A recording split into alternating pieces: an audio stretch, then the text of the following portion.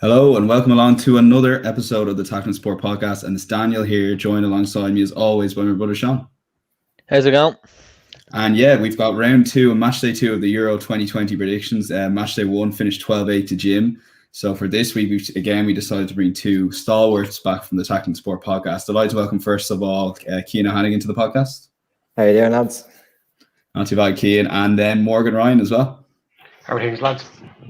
Not too bad. Normally I can introduce the clubs you support, but obviously we're very neutral in the Euros. I'm going to go to you first, Cian, in terms of what you kind of made of match day 1. Have you managed to watch many games? Or I know we live together, so I know what games you've watched. But what sort of what you've made so far at the tournament, and who's kind of stood out for you? Yeah, I mean it's been a mixed kind of week, I suppose, that with how everything has gone down. I suppose the first game, I thought Italy were like the best team around one, really. I think that they stole the show.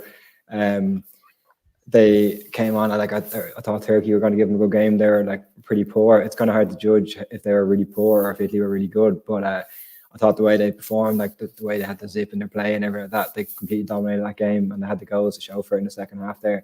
So they're my team in the tournament so far. I did back them pre-tournament as well, so that's kind of a bit of slightly bias there as well. But I thought France were good tonight. I thought they had that counter attack. Like any team that's going to sit up against them, like take the game to them, like with the likes of Mbappe on the counter, like it's tough to defend against that kind of side. So I think they're still my strong favourites to win the whole tournament.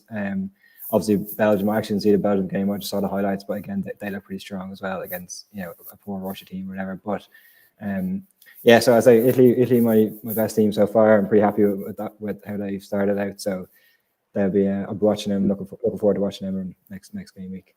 Yeah, because I know we watched the first game together, and I'm smirking because you backed them just before the start, and didn't I have a couple of quid on what did I have, Turkey or under goals? Anyway, you were cheering the Italy goals and I wasn't, but in fairness, they were pretty impressive. Like, yeah, I have to say, like, it really was kind of the record under Mancini is pretty insane. To be honest with you, he's really turned the country around. Considering obviously they have been at the top previously, they kind of lost their way a bit there, but he's bringing them back to where they kind of used to be, I suppose, without the world class names that they used to have, despite obviously the likes of Chiellini and Bonucci have always been there, but offensively they haven't quite got the players that they used to have, but he's still managing to get like very good results there. So fair play to him, and as I said, I'm looking forward to seeing them as the Euros go on.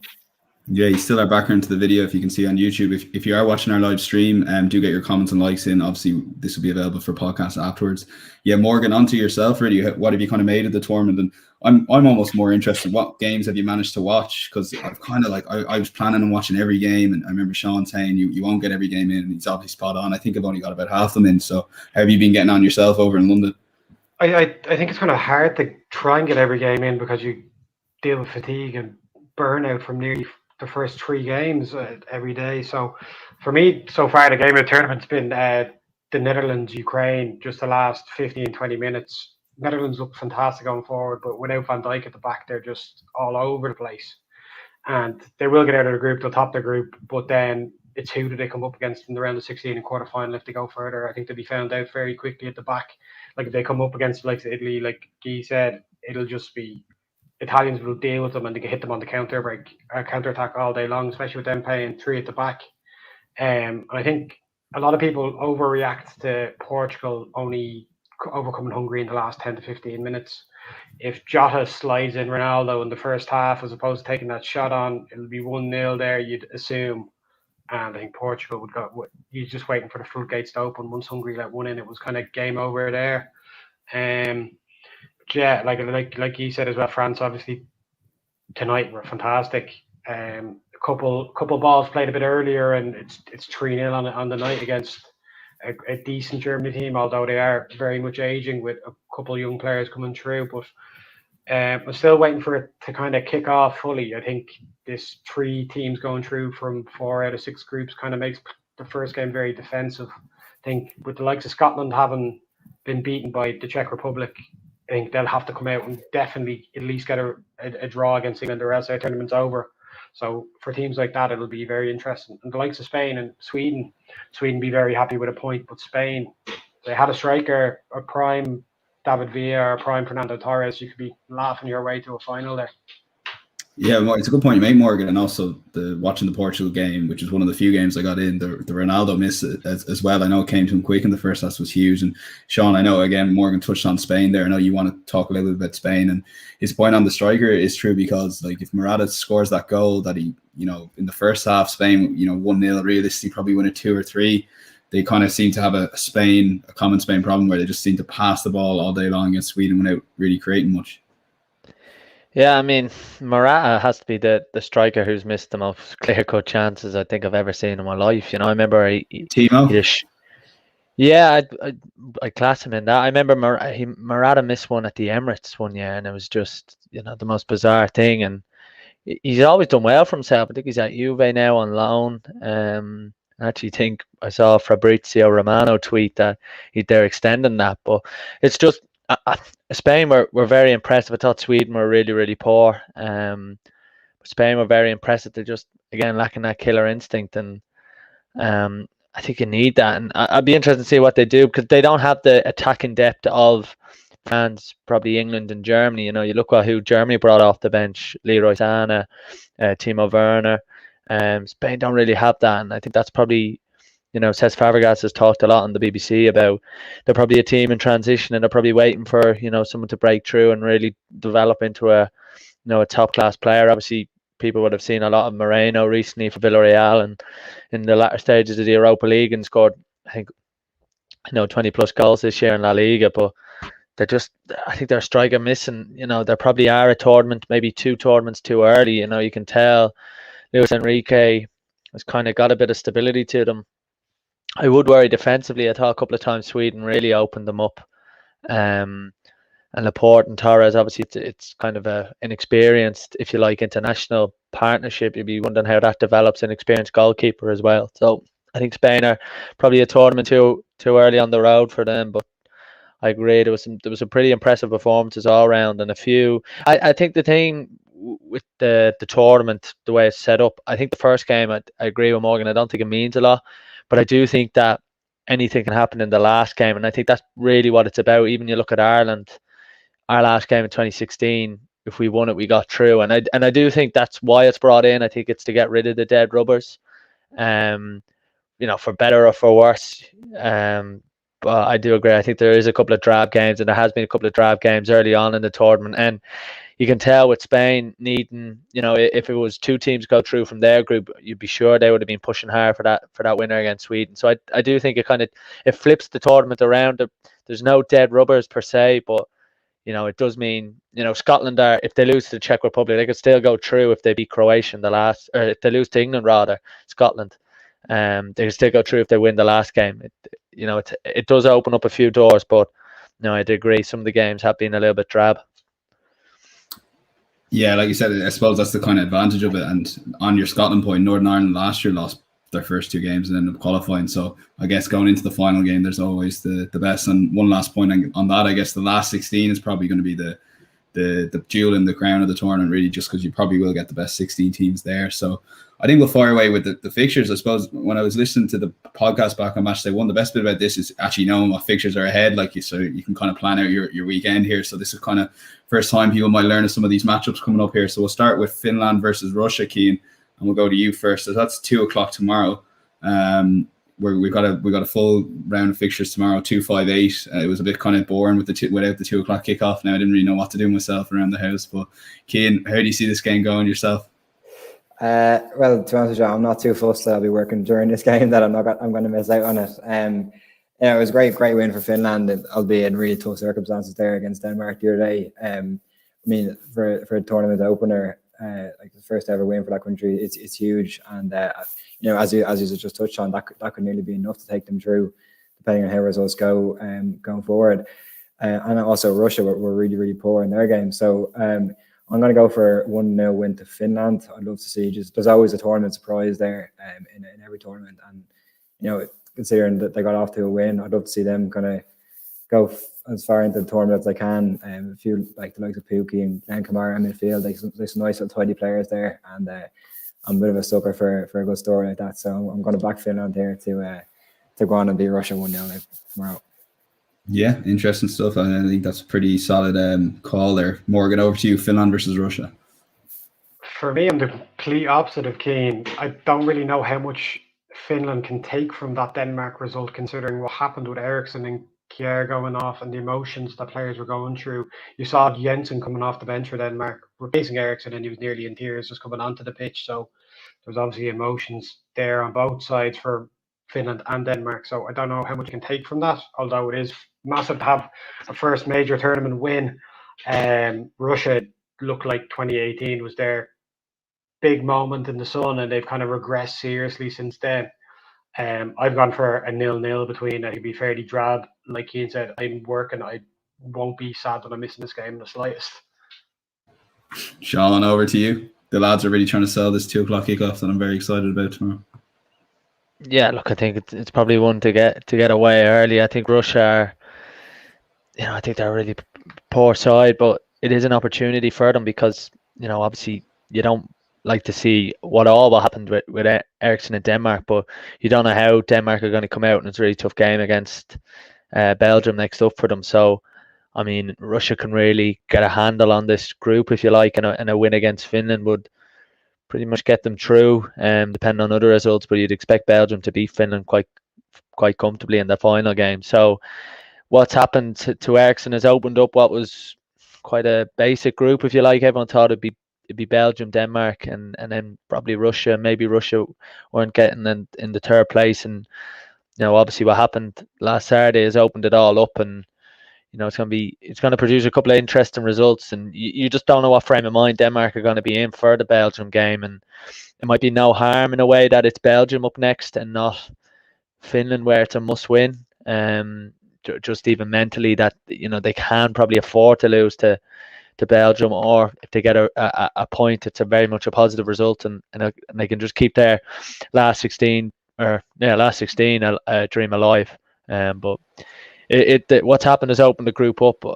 I'd like to see Finland go through, because I've watched a couple of times, and obviously they qualified, which was an incredible achievement to do what they did in their qualifying group. So I'd like to see them kick on. Yeah, okay, so we're going to go to Turkey versus Wales, Morgan. So I'm pretty excited about my Friday so far. I've just seen a cracking Finland versus Russia high-scoring game. What happens in Turkey versus Wales here? Again, sell us the dream of a really fun Friday watching the Euros. I think Wales were quite lucky against Austria, to be honest. I think they nicked the draw, and I think Turkey or Switzerland, wasn't it? Wales, Switzerland, yeah. Switzerland, sorry, yeah, and Bolo. Yeah, apologies. But Turkey, dark horses, everyone coming in. You don't know whether that was first game. Jitters against Italy, opening game of the competition. Would have been probably hoping just to not lose, but they went and got fairly hockeyed. I think Turkey will take this 2-1. I think they're better at the back, but I can still see Gareth Bale doing something. But Yilmaz double leading on from his League One winning campaign. Yeah, Cian, you were having a few pops at Ange here for saying Turkey were his dark horses, and then they capitulated against your Italy. And you weren't too happy you didn't get a proper grilling about it, but I don't know, was that a one-off on Turkey side of thing? Or I know actually on another point you're also a massive Yilmaz fan as well. Yeah, I watched that Turkey as against Italy there today, as I said, and the way Turkey were set up and the way they were playing, I know they're obviously against the toughest team in the group, but they just looked like they had no plan and no ideas. Like they had the ball to their goalkeeper, and it's just like let the goalkeeper kick along. And then funny enough, I saw Wales play, and I thought they were very similar to that. And I actually compared the two teams, and was really not impressed with either of them. I thought, there's one point that I think Wayne Hennessy got the ball for Wales, and the two centre backs dropped either side of him. And then he didn't play the ball. Everybody kind of stood still, and then he just kicked it long to Kai for more. He was completely outnumbered up front, and I think they're absolutely blessed to just get away with a 1-1 draw, which is why I think this game is quite difficult to call, because obviously as everybody thinks, saying about Turkey that they could be an underdog, but after seeing that first game, it was just the lack of ideas on both teams is really worried me, and I'm sorry to go into the lowest scoring, but I just can't see if either team are going to play at that pace on the first game. I'm going to go for a 0-0 because it was dreadful. And I'm all for watching the British teams, but I really, after seeing that for Wales performance there, I wouldn't be sad to miss this game either. I probably will watch it, but it's just it's two teams devoid of ideas, from what I can tell anyway. So I'm going to go for a 0-0. Yeah, according to Cian there, Sean, we've 1 goal coming in 180 minutes. So are the lads probably onto something? They probably are, to be fair.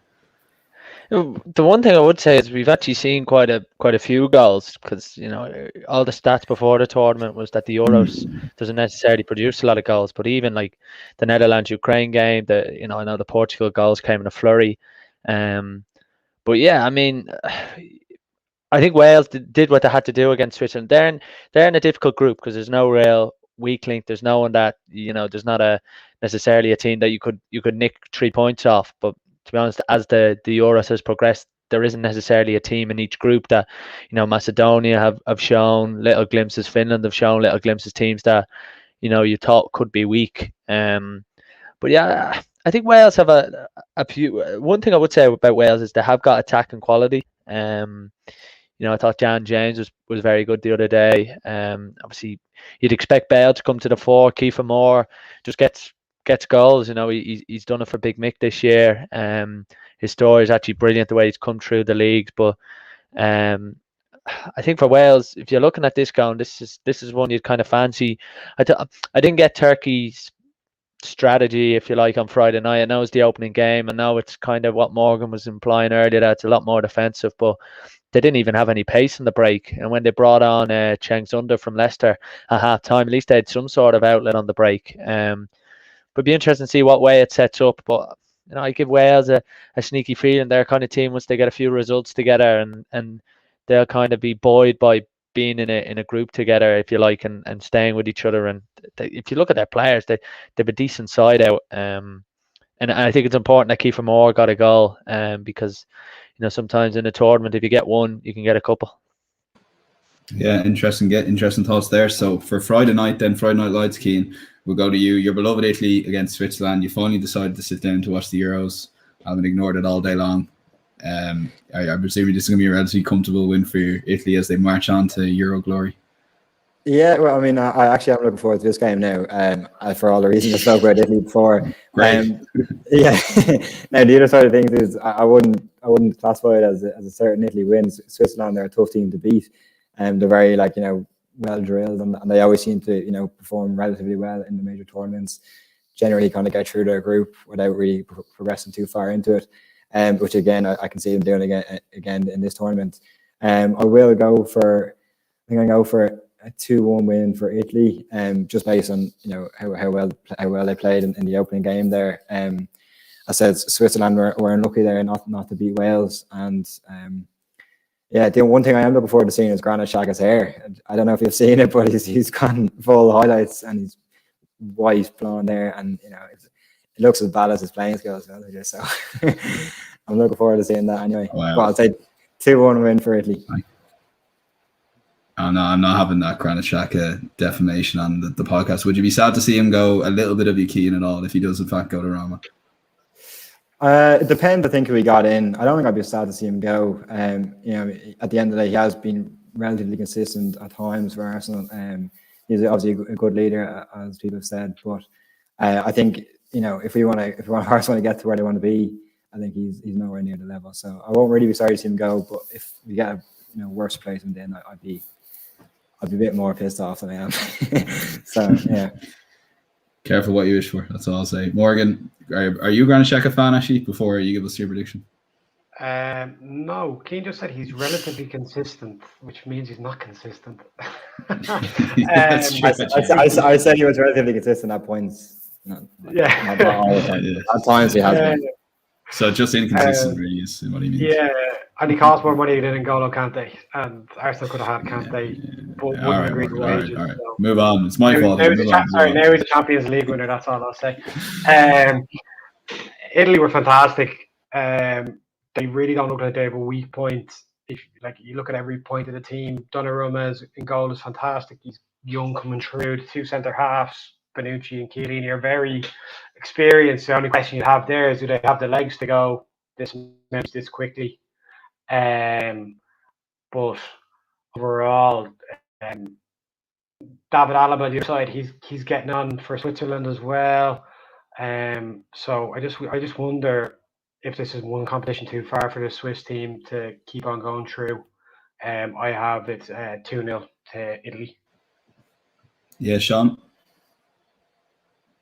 Yeah, I was impressed with Italy the other night. I think what the lads have said, I think it kind of typified that the other night when Chiellini made that block, and what was it, the 88 or 89th minute. They're just such a tournament team. They're going to be thereabouts. I think, they're gonna. You don't want to play a team like Italy. You really don't. Especially in Rome, or especially if they get an early goal. The one thing I would say is, do they have enough goals? We put up that poll on Instagram. A few people think Immobile will do the business for them. Be interesting to see how that happens over the tournament. But really good start by Italy, and like I said, they're a tournament team. You'd expect what they are, and I think for some of those players like Chiellini and Bonucci and a few others, they're carrying the scars of missing the World Cup. That was massive for Italy not to be at a World Cup, and you do feel like they started at the tournament like they mean to go on. Yeah, absolutely. So we'll go on to this. Go on to the next round of games, which is Ukraine versus North Macedonia, and we'll go to you, Morgan. How do you see this game going? I was just delighted that Macedonia scored a goal in the Euros. Goran Pandev, the youngest and the oldest player to ever score for Macedonia in a major competition, 37 years old. There's not really much that I can say regards to North Macedonia, bar Alioski kind of was a fault for one or two of the goals in the last game. But I think Ukraine were unlucky in the end not to nick a point against the Netherlands. So I think they'll kick on. I think the way they came back into the game, bringing it back from 2-0 to 2-2, shows good signs for them progressing from this group, I think. I have them to beat North Macedonia 2-0. 2-0, comfortable win for Ukraine. Cian, it's great, obviously, to see North Macedonia. And how do you see this game going? I guess if they lose this, they're probably looking at a potential exit, though, in their first Euros. Yeah, I mean, I think for them, they're just can't believe that they're here. It's great for the country, to finally get that first qualification. As Tim said there, it's great to have happening to score a goal. It's obviously, and especially as Pandev, he's the kind of the icon of that country at times, So I think here Ukraine are. I think they should win pretty comfortably. I'd go for a 3-0 win. They really seem to be getting behind Shevchenko there. Obviously, a legend for the country. A lot of people in the Ukraine seem to rate him highly. So, I mean, they're in another country that they'd be tough to beat every time we play. And they're kind of similar to Switzerland. They always kind of generally seem to do well, and without kind of going too far, they have obviously a bit of quality, as Yarmolenko showed the other day up top. So I think they'll win here 3-0 pretty comfortably. Yeah, Sean, would you concur with that? Pretty comfortable win for Ukraine here? Yeah, I think so. I think for Macedonia, it was probably their cup final, the first game, because all eyes are on them, and they can probably afford to, I'm not say take the foot off the gas, but I don't think anyone will give out to them for a bad performance. But yeah, Ukraine, they're a tricky side. I've been one of those sides, probably similar to Turkey, that have been really good and consistent in qualifying over the last 2 or 3 campaigns. But yeah, I mean, that was a great game the other night against Holland, and they've shown they could score. So I think Macedonia could be in for a long evening. Yes, we'll go to the next game on Thursday, which is 5:00 game, Cian. Denmark versus Belgium. Will you be rushing home from work for this one? Yeah, it's obviously an intriguing one. For lots of reasons, which are unfortunately why they panned out. For Denmark, it's I mean, for them, it's just a matter of just trying to take it game by game and just trying to manage their emotions after the trauma that they've been through. I don't think anybody expects them to would have any real expectation on them. I think they just want to wish them the best at this point. Hopefully Erickson's recovering well, and he seems the news coming out of camp seems to be pretty positive in that sense. So obviously we all wish him well there, but it's just for Denmark. I mean, I think as Sean alluded to earlier on, it's kind of probably good that they're playing a team they're probably would fancy them to lose to anyway. So they haven't got much to lose here. All they can do is just try to give a good account of themselves. Do fancy Belgium to win. As I said, they're their favourites for the tournament for a reason. I'm going to back a 2-0 win for Belgium here. And shout out to Romelu Lukaku for top goal scorer. It's going to happen. And France win the tournament. Yeah, so do you want to just maybe, because you were, to put it lightly, you were fuming when Shane took credit for your 50-1 tip, which is into 20-1 now. You want to tell the listeners? I wasn't happy there. I predicted it, all the housemates, we all decided to back it, and then Dan put the question to Shane there last week, and Shane took full responsibility for it. Just want to claim that tip is mine, so when it comes home, and they also in goal, I can't take for a player to win. It's 16-1, great price. Yeah, so just to cover it, so it's France to win the Euros and Romelu Lukaku first goal scorer, top goal scorer, and obviously you lads have Kante. Yeah, joint with Ronaldo. Ronaldo's there. I think he's like there's 3 of them on 2 goals. But Morgan, thoughts on that bet maybe, and then maybe Belgium as potential Euro contenders here, and obviously come up against the Denmark side who people aren't expecting them to. It's very tough to, as Kieran said, manage their emotions after what happened there last week. To be honest, I think the Danish public don't really expect anything from the team going forward, as long as they go and play as well as they can. I think there would have been expectations to finish at least second in the group and put on a good show, but without your talisman, it's kind of very difficult to do that. And you'd be lucky if Erickson never plays football like professionally, let alone puts on a Danish jersey again. So it's really hard to know how their mindset will be. As we've previously said, Belgium look like they're actually primed to do something compared to 3 years ago in 2018, when people thought they were going to go on, beat that semi-final and then get to the final. But I don't think they've hit top gear, and I don't think they will need to until they get out of the group. Hazard didn't start on the weekend, even though he's captain. I can see Belgium putting the numbers on Denmark. I think that Denmark may finish dead last in this group with 0 points. I'm going to say 4-0 Belgium. Yeah, Sean, over to you on the side of things. I know you didn't see the Erickson incident live, but I suppose UEFA's reaction to it, I don't know if you have any thoughts on that. Yeah, look, obviously, but I think all those things, and obviously people might have seen the John Ram incident in the golf. There's no right way to deal with it. It's kind of mad stuff really when it happens, and obviously when it happens in a tournament and there's very little scope or kind of days off, and maybe that's something that UEFA look into there. A lot of other sports have reserve days and kind of unforeseen circumstances that they can move and shift over something. But yeah, thankfully I didn't see it live, but there's no right way to do it. There's what's the right thing to do? Wait till the morning. There's no guarantee that there's going to be good news in the morning that Denmark players are going to be in the right state of mind to play. So I just think it's a bit of a catch-22 for UEFA. But obviously it doesn't look good either way what happened. But yeah, it's obviously cast a shadow over the whole thing, and obviously for Denmark as a country as well to have these games in Denmark, and that's possibly one of the beauties of the Euros, or what was probably planned before COVID, was that every country that qualified that had a host nation.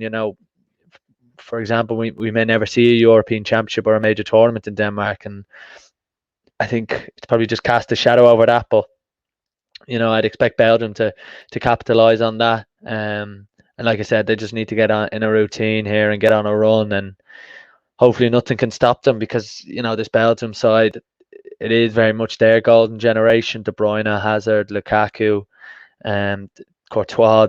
It's just crazy. Their strength in depth, if you like, and the number one team in the world. So I think Belgium will win this. Obviously, they'll top their group and probably be thinking, have one eye on the round of 16. Yeah, and they're also a very exciting team, and I know France are at times as well, but France at times will be a little more defensive than Belgium, so they'd be kind of like a team a lot of the public may be cheering on towards the end. Cian, we'll stick with you then on Netherlands versus Austria. That's the Thursday night game at 8:00. The Netherlands look like they've plenty going forward, as they showed the other day with scoring 3 goals. Austria are a bit of they're not great. Like David Alaba is obviously their star man. He's a huge player for them. But it's kind of, it's a team that kind of not really ever progressed. I know, like, kind of, they just haven't got the players, and like that's fair enough. Like they're not. I don't know. I always felt like they should be doing slightly better than they have for some of the players they have. I think they have got a bit of quality there. Like Sabitzer in midfield, he can pick a pass and all that as well. So Leimer scored a lovely goal the other day. So I do I do think they should be better than what they are. Having said that, the Netherlands, I think, are slowly coming back to the nation that they used to be in football in terms of like to progressively improve and across the board. Obviously, defensively they're missing a few players like Van Dijk. Obviously, is a notable one. De Ligt wasn't playing the other day either. The two of them are like two of the star men, so they do have some quality in defensive areas as well. Like Memphis Depay is obviously Barcelona bound. He played well again the other day, so I fancy them here. I think they'll top the group. I think they actually could go far in the tournament. I'm going to predict a 3-1 win for the Netherlands. 3-1. Would you be on similar lines there, Morgan, yourself? I have the Dutch to do a number on the Austrians, definitely. I agree with a lot what Cian says there. You just wonder why Jurgen Klopp didn't play Gini Wijnaldum further up the pitch in that kind of attacking midfield position, seeing what he's been able to do for the Dutch throughout qualification, and now I thought he was excellent against Ukraine. I have a 2-1 for Netherlands. Yeah, Sean, just on maybe Jurgen Klopp and Gini Wijnaldum. I know a lot of people were kind of like, geez, why are we selling them here? And I know both Jurgen Klopp wanted them to stay to a certain extent, the club wanted them to stay, and to another further certain extent, the player himself wanted to stay. But like in football, I guess he wanted that longer term contract, which is why he eventually went to PSG. Yeah, but I think it's probably a big moment for Liverpool. It's the first player of the Klopp era, the first big player really of the Klopp era, one of the first names in the team sheet leaving. And I do think that's obviously going to be a big role, but I don't think it's necessarily the worst thing, because they have a little bit of a backup there. Obviously, the Naby Keita sign hasn't really worked. They've got Thiago, Fabinho, Henderson, so I don't think it's the worst player to lose, but I do think it's a chance for Liverpool to kind of find a way of getting the next players in. The recruitment has to be spot on for Liverpool if they are to maintain themselves as one of the top 3 teams in England really, and in Europe. So at certain stages you have to move on with a player. I think Wijnaldum did everything for Liverpool really that he could. I'm a little bit disappointed that he's gone to PSG. I just think it's one of those things that obviously the Parisian lifestyle, and you're playing for a brilliant team, but there is that element of money, and this element of even looking today with Mbappe. I mean, when United sold Ronaldo to Madrid, they were kind of selling him because 80 million, you couldn't, how could you turn that down? Whereas clubs like City and PSG, PSG would be better. They don't need the money. The Qatarians, they don't need the money. So I'd imagine Mbappe is going to stay there till the end of his contract, whether he signs a bumper new one again in the future. We'll wait and see. But it is a bit scary, PSG and Man City, when you think of it like that Mbappe will never be sold. They don't need to sell him. They don't need the money. Whereas other clubs that probably function without as much direct investment from their owners. So it just is a little bit scary that the way Wijnaldum just turned at the switch of a hat. Because to me, Barcelona or PSG, and to play for a Dutch legend, a Barca legend, to play for your ex-head coach at Barca, to go to PSG is a bit of a weird one. And, obviously time will tell if it's a good one. You are playing with some incredible players. Barcelona are on a bit of a bit of transition, if you like, but I don't think it sits well with me. I don't think it's a good look for football either. But this is the modern game, and I think we're going to see a lot more of that kind of transfer happening over the next few years. Yeah, before we move on, Cian, do you want to maybe get a word in on Gini Wijnaldum himself and maybe that move? Are Liverpool kind of wrong to let him go, and maybe on a wider point in what Sean said there as well? Yeah, it's actually an interesting point that it was, obviously Ronald Koeman in charge of Barcelona that essentially he was turned down. I mean, he gave his reasons, saying that Barcelona took too long to, make a firm contract offer. It kind of looks to everybody else that he's not going for the money, which is the modern game at the moment. I do think he'd be a big loss for Liverpool. I think he was, key in the way they played and a lot of their success. It is, he does seem to be a different player playing for the Netherlands. It actually shows his versatility, because he plays more offensively, and I'm not sure what way PSG will where they're planning to play him, but it'll be interesting to see, because if he does play for the forward. They already have a lot of forward talent on that team, and he could just like add to that. He's top scorer for Netherlands in qualifying. He's off the mark already in this tournament, so he is like a quality player. He's at that age now where he's really key. He's at the peak of his career. He's got the experience now. Big trophies under his belt. So massive loss for Liverpool. I think they possibly need to start updating their team. But anyway, like it's kind of upgrading that they obviously didn't have the year this year that they wanted to have. So there's no harm in kind of moving some players on anyway. But for Wijnaldum, it's a big move for him, and I think they'll do well at PSG. So. Yeah, it'll be interesting. Like you said, actually, I hadn't thought of that, where he'll actually play for PSG in the Champions League or whatever next season when we see him. We'll go to you, Morgan, then for Sweden versus Slovakia. Again, another 2:00 game this week, which will be brilliant. It's on Friday, heading towards the weekend. I think I might have said Friday earlier. I always get confused with my Tuesday and Thursday's trainings and what actually day it is. But yeah, Friday, 2:00, Sweden versus Slovakia. I was very surprised at Slovakia's performance, considering Ireland brought them to penalties. And to think about it, we were so close to beating them. That game against Poland could have been us in the Aviva without goal. And if you think about that, an Aviva full of Irish fans at the home Euros, just one or two penalties away, it's sickening when you think about it. Especially being over here in London and seeing all this is coming home shite. But Sweden I thought Sweden were quite robust against Spain and did exactly what they were meant to do. And I think Laporte had more passes than the whole Swedish team over the 90 minutes or something crazy like that. And I know their manager got pelted in the Swedish media for taking off their striker. I'm not sure of his name now. But I think this could actually be a very decent game. But I think Sweden need to win, considering Slovakia beat Poland. So I say that, and I'm going to pick Desmond Tutu. It's going to be a draw. The return of the Desmond. I haven't heard that Desmond in a while. Keying into you, Sweden versus Slovakia. Actually, I'm touching on what Morgan said. I guess it is a bit depressing when you think about Ireland were a penalty shootout. I know we would have had to win another game as well, but we could have been hosting these games.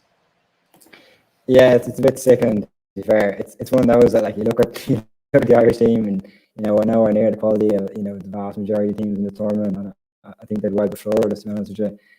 Obviously, it is a shame. Like, there's always the fun in going to a major tournament, but it doesn't always happen like that often. So it would have been great, but unfortunately, it didn't. And we look a long way off it at the moment. In terms of Slovakia, they're obviously got off to a great start there. Probably a bit unexpected, to be honest with you. Like, I know they got a bit lucky with the red card for Poland. But having said that, like, it was a great result for them. Sweden, our team, don't score loads the goals, but they're again tough to beat. I actually was going to go for the Desmond here myself, but because the team's gone for a lot to mix up. So I'll go for the 1-1 just to keep something slightly different. But I do think it'll be a draw. Come on, Cian, you know what we're looking for here. Maybe Sean on that Ireland point. I don't know if you want to labour on it. I know you were shaking your head when Morgan was talking there. No, it's not a good thing to think of. You actually forget. Losing on penalties. It honestly feels like 2 years ago or something, that game. Because we did the podcast after it, and it was a depressing night. But such is life. And what would have been probably more depressing is if Ireland did qualify and we didn't have the games, and we didn't have the games in the Aviva. But who knows with that? But fair play to Slovakia, they got they took advantage of it, and they beat a poor enough Poland performance, I thought. I haven't watched a bit of that game. And Sweden the other night against Spain, look, they got their point, and it does set them up well in the group because, as we say, they only need one really positive result. If they win a game now, they're more than guaranteed a place in the last 16. And they had a pretty good World Cup, in fairness, after beating Italy in that playoff, and they're a tricky side to play, and you can tell. And I just think if they can find a way of scoring on the counter attack, and that striker Isaac, I think his name is up front. I think he's a pretty difficult man to defend against. But just a quick mention to Seb Larsson. I mean, how he is still playing international football. I saw a couple of tweets actually. I can't remember who tweeted it, but there's just always these players that you see at major tournaments. So for example, someone like Schweinsteiger, who just seemed to be playing for years, and I definitely have Seb Larsson in that category. And yeah, I can't believe, I think 108 caps. He's only been playing 13 years internationally, but it does feel like for quite a while. But yeah, I do think Sweden will get something from this result, and if it does, it justifies their fairly tepid performance against Spain. Yeah, absolutely. Yeah, Seb Larsson, I know Kieran was smirking there, talking about him there. Croatia versus Czech Republic in England and Scotland's group. So this could potentially be a big game, particularly looking at Scotland's side of things. Kieran, what do you think of this game? I know you watched England Croatia, and what did you maybe make of Croatia's performance? Yeah, I mean, they're difficult. Like, they're obviously an Asian team, and they probably peaked at the 2018 World Cup, and obviously then probably overachieved as well. I know they had that side of the draw. It was fairly handy compared to the other side. I do think that they're probably, like I said, past their best, and they're not going to be the team that they used to be in terms of like the threat that they are to teams. They do still have some quality players. Like, you can see Modric playing here today. He's just so silky on the ball. Like, he's such an eye for passing. He's a joy to watch, really. And the likes of Perisic then on the wing, like he's been around for years. He's kind of similar nearly to Seb Larsson. I feel like Perisic has been thereabouts, like throughout the tournaments over the last decade and longer. Like, so yeah, I mean, like, I didn't actually see a Czech Republic game, unfortunately. I obviously saw the highlights. It was a cracking goal that the man scored from the halfway line. They seem to be on the back foot for the early part of the game. Like, Scotland were like, as I didn't see it from what I heard, they seemed to start well, and they kind of fell behind, and they're a bit unlucky then. This game it's a tough one to call. I don't see either side kind of going very far in a competition. I think Czech Republic, you'd say they probably get out of the group now after getting the win. So I think Croatia need to win this game a lot more than Czech Republic too. For that reason, I think they will. I'm going to go for a 2-1 win for Croatia. Yeah, and to you, Morgan, you alluded to it's the coming home brigade, talking a lot about the England-Croatia game. What did you make of the game? I thought England were decent. They weren't anything special. They didn't have to be a good Croatia team. Like Cian said, they peaked 3 years ago at 2018 World Cup. The likes of Rakitic and Mandzukic not being at this tournament, I think, is massive. They missed that player up the middle that can hold the ball up and make use of himself against the likes of Tyrone Mings, who I think he would have been. But I thought the Czech Republic did extremely well against Scotland. I thought Scotland probably were unlucky not to come away with a draw. A couple of bit of more clinical finishing from the Scots, and maybe not having your keeper at the halfway line on a corner after 50-something minutes, it would be a bit smart. But I just don't see where Croatia's goal coming from. Perisic doesn't have the pace about him anymore to cause fullbacks any issues. Rebic from AC Milan is decent, but he more plays in the wing for them as well instead of through the middle. And Brozovic and Kovacic, they're more ball winners and then Modric's your creator, but there's no one really to create for going forward. So I actually think it's going to go that way. I have Czech Republic winning 2-1, and I think they could actually put it up to England in the last game as well, which England probably be happy about to finish second to get an easier draw in the round of 16. Yeah, interesting thoughts there from the lad, Sean. And what did you make of Czech Republic against Scotland? Yeah, to be honest, Czech Republic, they played as if they were a travel team, like a really good tournament team, like we've seen probably performance like from Croatia in recent tournaments. I just thought Scotland got the tempo wrong. I think they were too aggressive. They expended so much energy in that first 25-30 minutes, and when you do that, you've got to score, and they had a couple of chances. I think Robertson should have scored. I think even then he was a little bit tepid. He kind of just tried to hit the target and make sure the keeper was worked instead of powering it to that far corner. But they were too erratic at the start, and the Czechs just got into their work at a nice pace and eventually got their goals. And obviously the second goal is just world class. And yeah, I was disappointed with Scotland, but I was impressed with the Czechs. I'm actually a little bit annoyed because I'm not sure on the preview, because I had a real big fancy for this group that Croatia would really struggle. I'm not sure if I said it to you, Dan, or I did say it on this podcast, but I think they're really up against it now against the Czech Republic, because it could well get to that stage where coming into the last game, the Croatians against Scotland at Hampden Park, and if Scotland win, they go through, very similar to an Ireland against Italy in 2016. So it's kind of all to play for in this group. It'd be very interesting to see how this obviously plays out, because at the moment all four teams very much have a really good chance of qualifying. You'd imagine if the third team in this group will probably go through, whether that's Croatia or Czech Republic or Scotland. You think England would top the group here, but no, I was impressed with the Czechs. They looked a really experienced side, a really well drilled side for a team that necessarily you wouldn't expect from them. They haven't got that experience. They aren't maybe like a Sweden who played in World Cup quarterfinals and who got to latter stages. So I was very impressed with how they were set up, and I just thought Scotland got it wrong. Yeah, interesting thoughts there. I suppose maybe Morgan will stick with you with England versus Scotland. It's coming home. I have to say now, it's a pretty decent song. I know it gets very annoying, but it's a pretty decent song. Three lines, in fairness.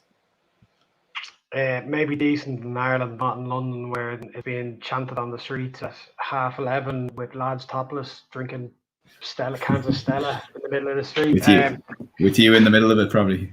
Not a chance. I'm far away from those lads as I can be. England did what they needed to do, as I said, but they didn't really pull up much for me. They weren't really challenged that much. Got at the back. I thought starting Trippier at left full was a bit of an odd choice. People saying it's for set pieces and to cover Tyrone Mings. But if you're so worried about Tyrone Mings at left centre back, then why are you playing him at all? Ben White, I thought, was actually quite decent in the friendlies for them. And Scotland, on the other hand, I thought they were a bit unlucky. I think not starting Che Adams up front with Dykes, who should have scored that goal at the bottom left hand corner, and the keeper makes a good save. But if that's Che Adams in that position, I think it's a goal, and that changes the game completely. I think Steve Clark will probably drop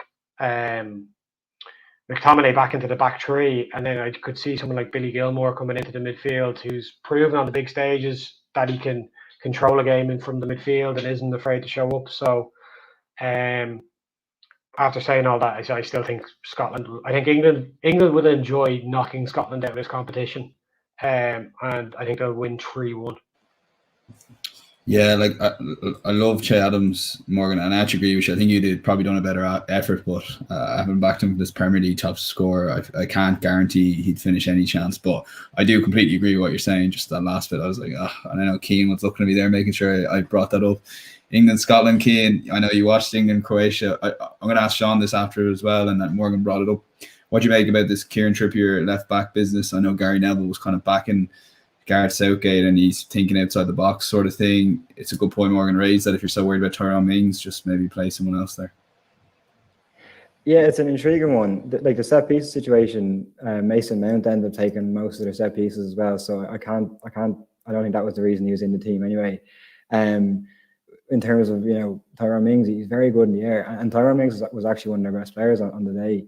I think, defending set pieces, he's as good as anybody, that England have. Maybe obviously Maguire is like big as well. So I think that's why he's in the team. I just didn't get it. It obviously worked. Like Trippier didn't play poorly. I do think, Shaw and Chilwell are about, top full backs, arguably two of the best left backs in the Premier League at the moment. So it was a strange call. I said I can't figure out. I don't know. I don't think it was related to Tyrone Mings. Maybe it was. I don't know. I think he just loves Trippier. I think he just really rates his experience and values him highly. He's never let him down. He did well in the World Cup, whatever, 2018. So I think that's why he went for me. Just wanted to pick him. I do think they'll revert back to picking, probably Luke Shaw now in the next game going forward. I think I fancied him again to beat Scotland. I think they go far, England. I don't think they'll win it. I think, Southgate, his decision making sometimes leaves a lot to be desired. Croatia, as I said, I think they're an Asian team, and despite England playing relatively well, didn't create many openings. So I think against the bigger teams, they might get found out. I do want to give a shout out to Calvin Phillips, because I haven't always been his biggest fan, and I did question sometimes why he was in the team, particularly at the start. And I think he justified his inclusion with a man of the match performance. And same with Raheem Sterling. I think that, they picked up his performance to make it out to be better than it actually was, but he did take his goal well, and he did give that run in behind, which is essential, something that Grealish probably doesn't give you. I'm looking forward. I think Grealish should play next game, and I'm looking forward to seeing him against Scotland. I think he's he could arguably take off here. Like, he's obviously shown in the Premier League now, but I think on an international stage, this could be his tournament going forward. I say a lot of times teams don't, players don't start the first game and they grow into the tournament, and I think that could be the case for Grealish. But here I fancy Scotland to score first, but England to go on. I just have too much from them and to win 3-1. So both lads going 3-1 there. Maybe on the Kieran Trippier thing, Sean, did you get it? I know Gary Neville was kind of back in Southgate. A lot of fans aren't happy. Jack Grealish is not playing at all.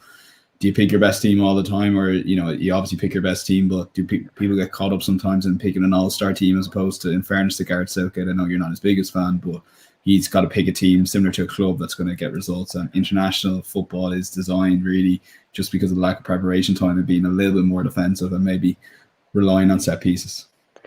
Yeah, like, I don't necessarily think it was a bad decision. Chilwell and Shaw haven't necessarily started for him in a major tournament, if you like, and I think he's kind of playing Trippier to make sure he's got game time, because I do think we'll see England play 5 at the back at some stage in this competition, and I do think when Ashley Young played there, I do think he kind of likes that right-footed option. But the one thing I would say about Southgate, he's played a lot of cards close to his chest, and I think he's by just holding the valve, if you like, on the likes of Grealish and maybe a couple more that if they are ready to explode, they're not going to do it early on in the tournament, and I think he will make a few changes here. Be interested to see what lineup he goes with against Scotland, because obviously Scotland play very much 5 at the back. But yeah, I think England could. I think it's going to be one of those games that England are either going to really struggle, or they could open these up, and it could be 4-5-0. I just think Scotland have a couple of weak gaps. But I do agree. I think McTominay could well go back centre half in the back three. I think Tierney may well be fit, and be interested to see what happens. But I think Scotland have to manage the occasion better than they did. And I think it's just a natural thing when you heard Flower Scotland and the atmosphere and the first game for Scotland in a major tournament in 23 years or something. But I think there's a bit more. There's a bit more to football than that, and I just think they have to box clever. And I think if they do that against England, I think they'll get burned out. Yeah, on that Scotland, after 20 minutes, I was looking at Andy Robertson going, "You've lost the head here," and you know what I mean. They just seemed a little bit too up for it, like you said. Connor Swords here commenting, he'll be featuring our prediction, says Grealish just to start next game, England's best winger, and kind of gives Gary Neville a bit of a shout out here. With some of his, hot takes, and I guess maybe one of them is supporting Southgate, because I know a lot of England fans weren't happy. But that'll be the Friday night game at 8:00. Keane, will stick with you then. Come in on that? Yeah, of course you can. Yeah, far away. I think as long as Harry Kane starts up front for England, they can't afford to play Foden and Grealish alongside him. They need a player that's going to get in behind and stretch the defence to make that space for Harry Kane if he is to go on and score goals like they want him to.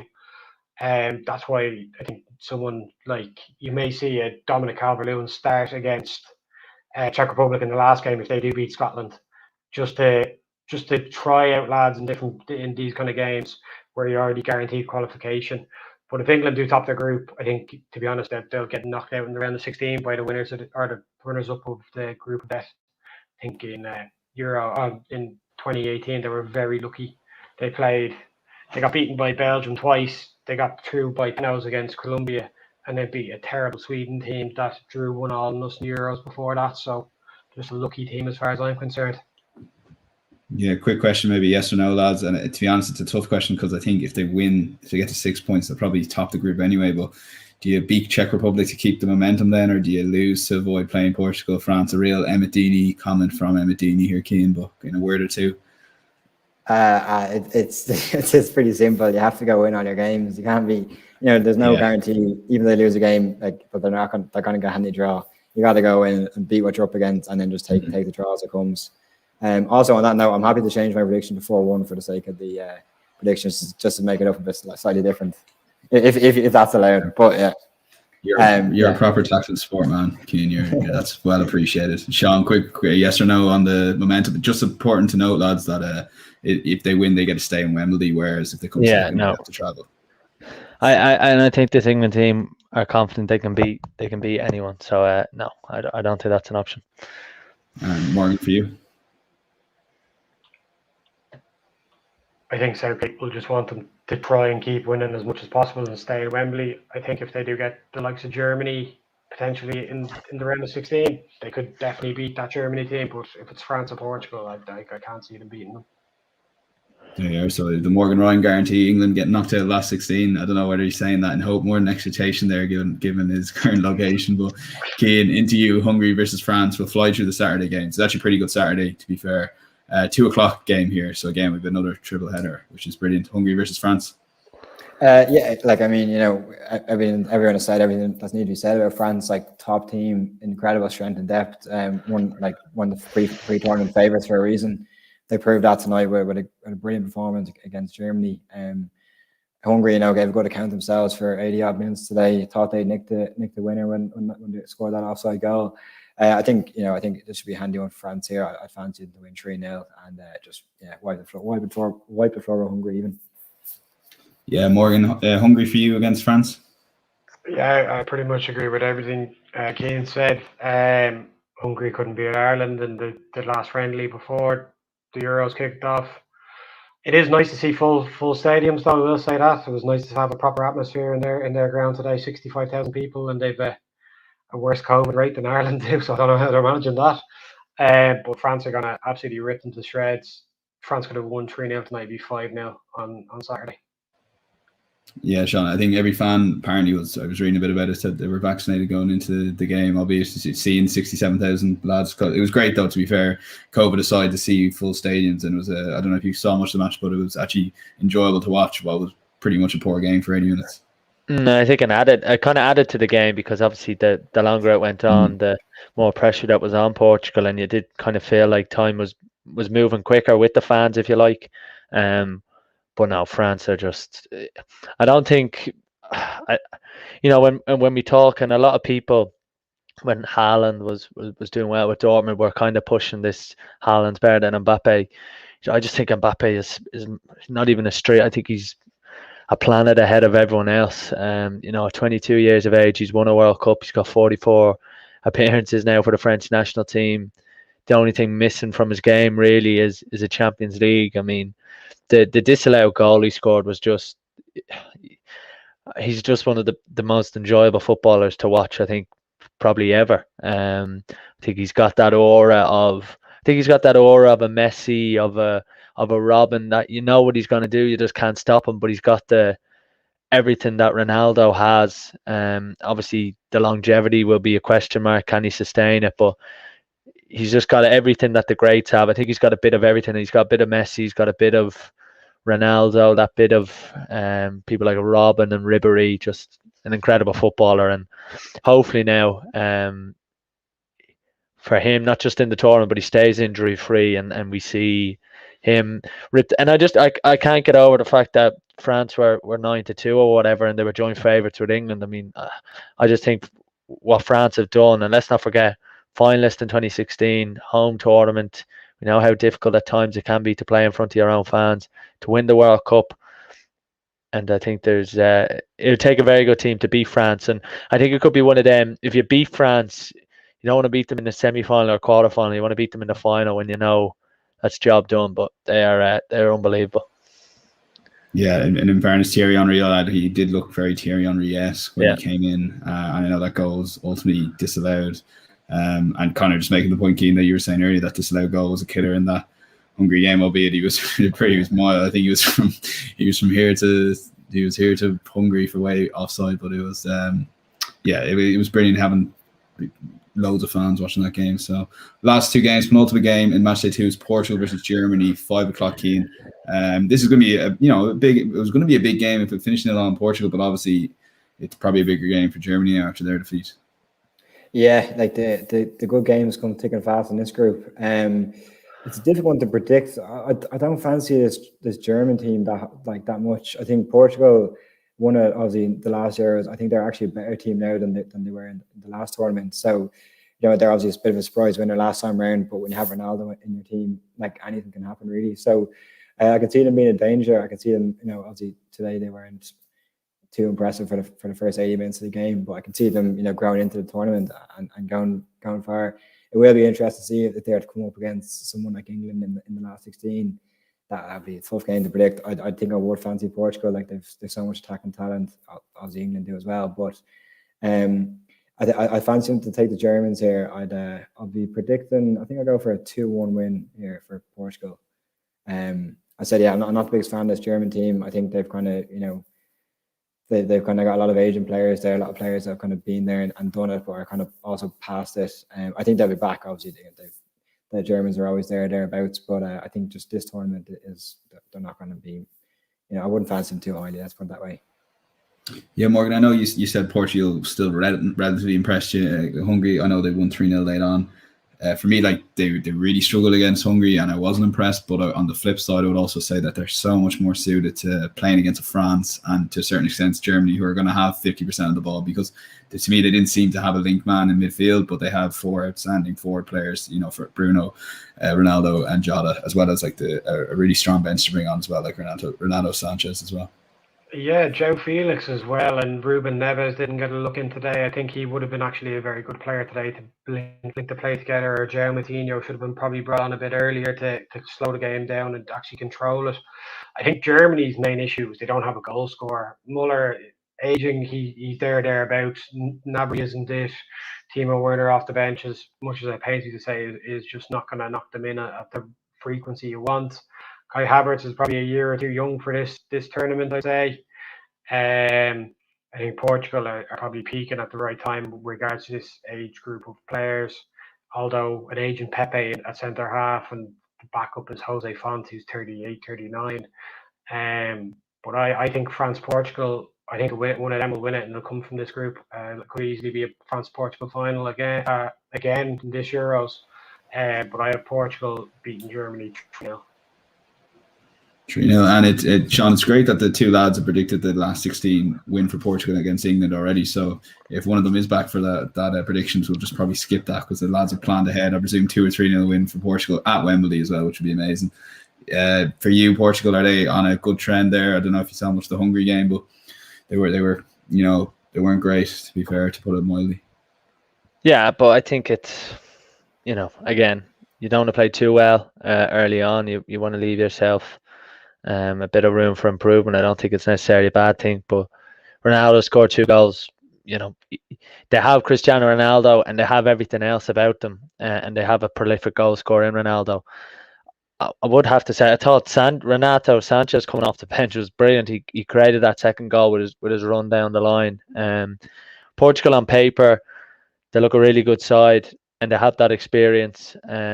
Same manager since the last Euros, and I think if Portugal are to do well, I think they have to play England in that quarter final. I think it would just suit them, and if they beat them, then they deserve to go on a run. But so many great players to pick from. Yeah, last 16, of course, at Wembley. James Mode's comment: Werner is a poor man's Shane Long. Tim, I wouldn't even say that's harsh. And I know Cian actually laughed when Timo passed the ball over the sideline, which I also thought was very harsh. I know, Sean, you bigged up Timo. I know it's too early. Did you maybe get a bit of soul? It's too late for Timo already. Yeah, I just texted the lads going, he's actually a walking meme. I mean, it was just poor fella. I mean, I don't know what to do anymore with him. Yeah, no, fair play. You've owned that. I got caught with him in the Premier League. I still think, I know Emmett Deeney's been messaging me saying he's looking out for the prices for top goals scorer in the Premier League next season. He's going to be going all in on Timo if he gets a good price. So he just sells the dream to everyone. He should have everything. And I know some of his best football was off the left and with Lysa. If someone can play him there next season, too should. But look, we'll move on, Tim. We won't discuss Timo any further. Poor man Shane Long is a tad harsh, though, I think. Cian, Spain, Poland, the final game. It's Saturday night, 8 o'clock. How do you see this game going? Yeah, I think Spain are obviously dominated the game against Sweden, and they're probably unlucky not to score. as someone said earlier on, like if they had a top striker, which they should really do in theory, in Morata, they would have won that game. That chance he missed in the first half was just unbelievable. That the one-on-one that he wasn't even close to scoring. If he does make a goal, he might gain a bit of confidence. That might take off. I do think Spain they're a good side. I think they'll dictate the play against a lot of teams, and the worry obviously is scoring goals, but I think defensively they're pretty solid. I feel like they're going to beat Poland, who I really don't fancy in this tournament at all. The best player is obviously Lewandowski. You can't take that away from him, but he's not a player who's going to create much for himself. He kind of needs chances and feeds off that. I think they could be arguably like the flop of the tournament in terms of could lose every game. I wouldn't be kind of backing them at all here. And I think they could be going out of the tournament to the same stage, in the group stage, like Tim would be after I beat him in his predictions. But so I'm going to go for Spain here to win 2-0. There's actually no need for that. I was just thinking it was very amicable there, Tim, and then that's fighting talk. I'd expect that from someone like Jim, but not Guy. He acts all soft and then comes in at the last one with a fucking killer blow. Spain, like I said earlier, they are missing a striker. You just wonder if they'll start with a false nine this game, with maybe Ferran Torres through the middle and try and play that tiki-taka stuff around Poland. And there was Poland had one of their centre mids sent off. He used to play for PSG. It'll be a big loss as well for them. I just don't think there's any service for Lewandowski there. They're all Asian in that team, and I do. To be honest, I can't see. I think Spain will either kick into gear in this game, or they'll just about edge it. So I've just gone with a 1-0 Spain win. Yeah, 1-0 Spain win. Sean, I've just come up with a hot take myself in my head. Like Spain could make a lot of changes. Like I thought it was a bit of a weird team he put out. Like obviously Thiago's on the bench there. Morata could be dropped. There's a few kind of changes Spain could make, and I know they started was it the World Cup win they had in 2010 when they drew 0-0 or lost 1-0. So there is form there. I know they're a couple of years off, like you mentioned, in transition, but I wouldn't completely write Spain off for the Euros. Like, what do you reckon? No, I don't think so. But it's also when you play Spain, you're kind of playing similar to when you play Italy. You're playing a massive nation, a nation that thrives off major tournaments. You just think if you were to put Lewandowski in that Spain team, you'd definitely have them as semi-finalists and finalists. But yeah, I mean, just looking at their bench there, it doesn't necessarily cry out massive talent. I mean, Adama Traore off the bench. I mean, I don't think he would have gotten in Spain squads of yesteryear. But yeah, I just think that there are probably a couple of players out at the moment there. I think they're missing a kind of not a generational talent, but a real, quality young player that maybe some of the other countries have, like Mbappe, and obviously England have a couple, and it's talked about. But yeah, I think Spain need to win this game to get back on track. But I don't think it's a massive hindrance not winning your first game. Obviously, we all know, and I think with this tournament, the way it's set up, it doesn't massively matter where you finish, because even if you win your round of 16 game, you're going to have a tough quarter final if you had an easy round of 16. So I think Spain will win, but they have a long way to go if they are to get to a semi-final or a final. You could maybe see Gerard Moreno potentially placing Morata, and I know it's actually also on another side note with Spain that David De Gea was dropped as well, which is very interesting as well. But lads, we'll get to the tie-break in here. So this is the minute of first goal. Now 12-8 the last time. It was pretty high scoring. We're expecting a similar standard from you lads, of course, but so it's highly unlikely you're going to get a tiebreaker. But if it does come down to a tiebreaker, Cian, what is the earliest goal going to be scored in the 12 matches we covered there? I'll say minute number 7. 7. Into you, Morgan, now. I'll say 3. An early one from someone. Wow, 3. Yeah, 1 or 2 you're in business there. So 3 points for a win, or 3 points for correct score, lads, 1 point for correct result, and the winner goes through to what will be the semi-final, and they'll be taking on Jim. So that's the side of the draw it is, and I know he's in the comments there. And his last comment there, Morgan, just for you. I know Emmett mentioned this top goal scorer thing on Timo Werner, Jim, not me, but Jim says put €10 on Werner to win top goal scored down next season, and you lose €10. So the euro behind the 10 for some reason. Jim can talk all he wants. Spurs win, nothing he wins. Nothing he can't even chirp off on Twitter. He can't talk. So come back to me when you win a trophy. that isn't the Audi Cup or something. Yeah. Yeah, I think we'll leave it at that because he can't treat the poor lad. He's only that time of communication is tackling sport. He tries his best. But listen, Morgan, Cian, thanks a million for coming on the podcast. Cheers. Pleasure, lads, as always. Sean, thanks as always. Cheers. If you missed anything, they'll be out in podcast form tomorrow, and we'll be back on Thursday. I'll be talking to Mark Walsh, not the jockey, who is doing a Horse Racing Heroes Season 2. We'll be talking a lot about the horse racing and a lot of things. We finally actually just had the last comment there from James Webb say, see you in the next round, Cian. So there we go. But all that's left to say is enjoy the Euros. Some cracking games coming up as we've covered, and we'll be back to cover Matchday 3 when the time comes around. So thanks again. And